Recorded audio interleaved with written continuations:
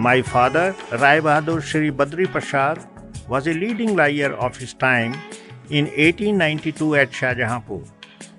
He was a great scholar of history. His work on ancient period of Indian history, Musrif-ul-Tarikh-e-Hind, and his research on Lord Krishna's lineage in Urdu, yet unpublished, are very valuable.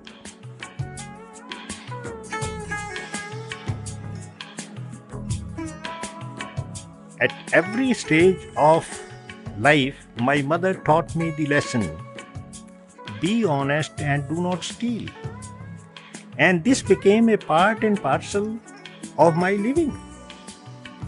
After the time a baby begins to speak or think, the suggestion of its parents and others affect the character that just begins to form, and the suggestions become part of the young one's life.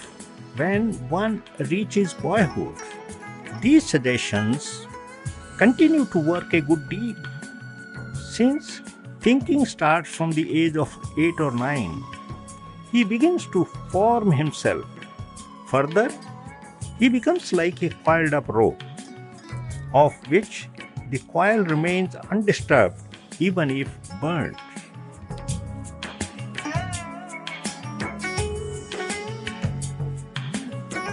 During my childhood, I often saw my mother performing traditional worship.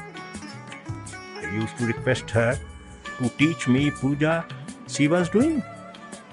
She used to apply sandalwood paste on my forehead, and I felt happy in the thought that I have done puja that day.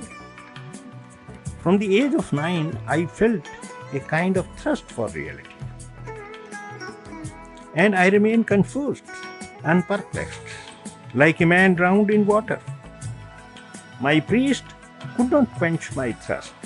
I was praying all the time for a good and capable master, and decided if I went at all with this idea to anyone, I would definitely accept him as my master.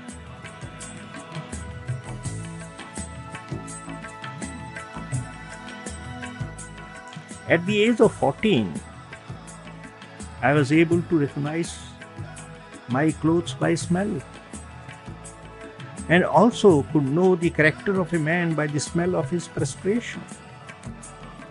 I became interested at the age of 15 or 16. I became interested in philosophy and began to think out the problems in my own way. Since my brain had become philosophical, and correctness was also there because of concentration, with itself I started curing patients, but not on a large scale. I was interested in philosophical matters and dynamics of the mind. This tendency helped me taking up research work in yoga in my present spiritual career. I had given the results of my research work in books, articles, and letters. At Sitapur, there was a good gathering, and I suggested that the saints of India should take up research in yoga, which has not so far been done. Research work in yoga is not very difficult.